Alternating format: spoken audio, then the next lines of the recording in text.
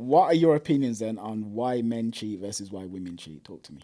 Men seem to have a need for stimulation being replenished. Sexual variety, is that what you're trying to say? Exactly. Yeah. Women may be tapping into relationships where they're trying to find someone who will take the time to be with them, understand them, really feel who they are as a person.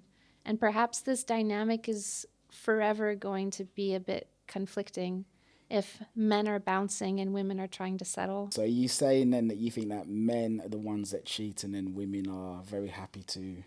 I think men and women are unfaithful to their primary partners to an equal degree. I think that men are scrutinized more often for it, and there's a lot more narratives in media, gossip, and storytelling where the man is the villain in that case. Women cheat, and they're better at perhaps keeping it to themselves. You don't know the level to which women cheat. Women are a bit more careful with what they share with their friends and others. Men enjoy boasting, and I think that's how information leaks a little bit. We can incredibly justify ourselves to ourselves. Well, something I've heard is that when a man cheats, it's because he's an asshole, and when the woman cheats, it's because the man's an asshole. Oh, that's so You never heard that? silly. Men cheat because men are assholes. Women cheat because men are assholes. So either way, it's because there's a man being an asshole, which has led to the cheating. That's like a generally perceived viewpoint. Every single man on earth is different. I think there's a larger societal issue of men finding it difficult to open up to their partner, even someone that they've been with between 5 to 20 to 50 years. When you meet a new person, there's this safety in the realm of them not quite knowing you yet. And I think that's why even we seek new friendships, or maybe even we move on to different jobs. We want to renew ourselves, and it can become addictive if you enjoy dating to begin with. A lot of men find it difficult to let that go. Men are not assholes. I think men are wanting to be loved and understood. Sometimes getting close to a woman and her beginning to understand you is very scary. Okay. And so they jump off to someone else. You said a lot of men like sexual novelty and variety and things like that. I'll say that's true. From what I've seen, like I've done like some very minor research, and it seems like monogamy isn't really something men are actually hardwired for. Men like to have sex with lots of different women, like on a biological level. Like apparently, when a man has a new sexual partner, like his testosterone increases. They've done experiments where they have like mice or guinea pigs or whatever, and let's say there's a single male guinea pig with a single female guinea pig, and they measure his testosterone levels over time. He keeps having sex with that same female guinea pig, those levels actually drop and drop and drop and drop and drop. But testosterone is like greatly linked to sexual pleasure. Then when they introduce a new female guinea pig, his levels shoot back up again. It's way more exciting. Even simulated sex like porn. Men always look for new porn.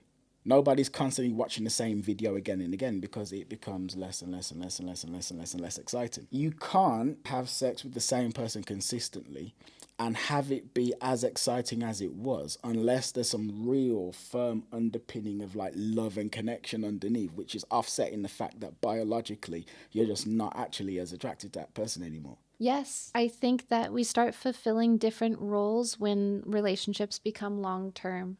Girlfriends become more like mothers.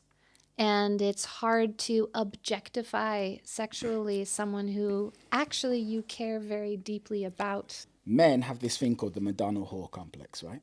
Have you heard of Wow, that? I haven't. That sounds So a interesting. woman is either a Madonna, which is like this divine, angelic, mother of Jesus type figure, like Snow White or Belle, or just pick your favorite Disney princess, right? Or she's a whore. Now, the Madonna is like the mother of your children, and you would never sully her with anything gross or carnal or anything like this because she's the mother of your children. She's a beautiful, angelic being who's floating on high. But then there's the whore. And the whore is the woman that you do all of the naughty stuff with. You lust after the whore, But you can never make the whore the mother of your children because she's the whore. So on the one hand, she gets you going. But you could never open your heart to this woman because she's a whore. So then men will get with a woman. She's now your woman. She's the Madonna. You still physically crave a whore. But you can't make your Madonna a whore. But at the same time, when you're with the Madonna and you're treating her like the Madonna, there's a part of you that isn't actually satisfied because you're treating the Madonna like a Madonna. But of course, while that's lovely and cute and lovable, it's not really getting your juices going. And then as a result, men will find excuses to play away. Wow.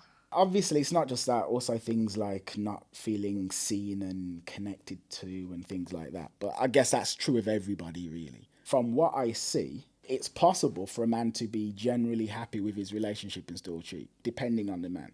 But from what I've seen where women are concerned, if a man is dotting his I's and crossing his T's, women don't look away at all. Or at least if they think the man's dotting his I's and crossing his T's. When a man cheats, it's often, he will say, at a stag party or a bachelor party, as you guys would say, and he slept with a stripper. He just happened to have a moment of weakness while he was out with his friends.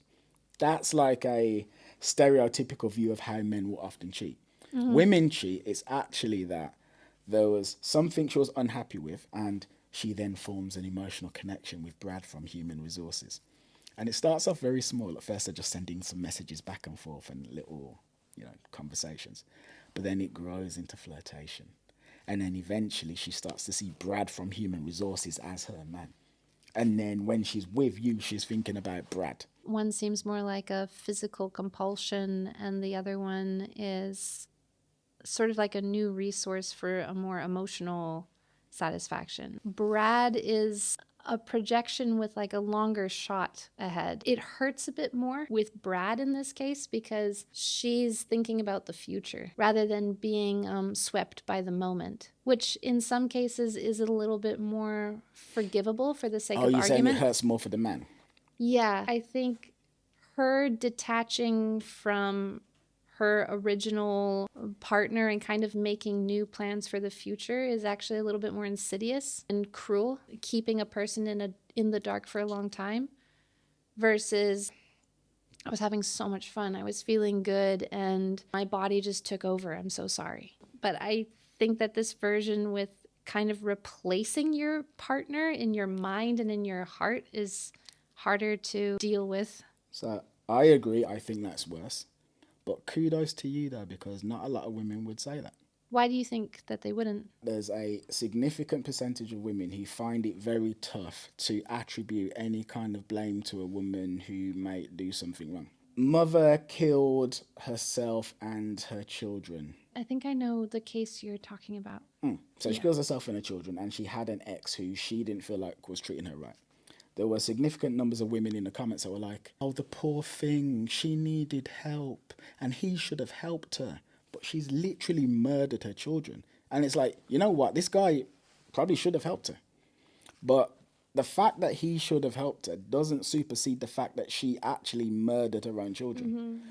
But there are people out there who find it impossible to actually attribute blame to a woman, and it's always the man's fault. And that's what I mean when I say props to you, because there's a lot of people that don't do that. I think a lot of people do suffer from a very silent psychosis.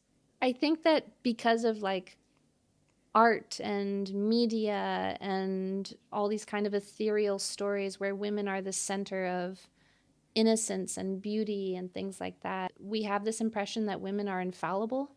And if they do something wrong, they were manipulated or they were tricked or under some kind of spell or something like that.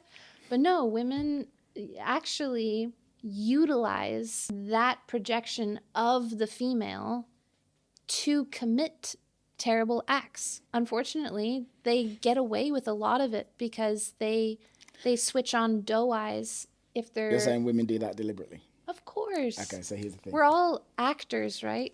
When I was a little boy, I was consciously aware of the fact that being a little boy, well, being a child, meant that I could get away with things. Oh yeah, this is prime time. I was You're like, I have consciously a aware. limited amount of time to get away with a lot of stuff while Yeah. I'm super cute. I knew. I was consciously aware of the fact that if I did something wrong, I could be like, I'm just a little boy, and then people would give me leeway for it. I knew. Yeah.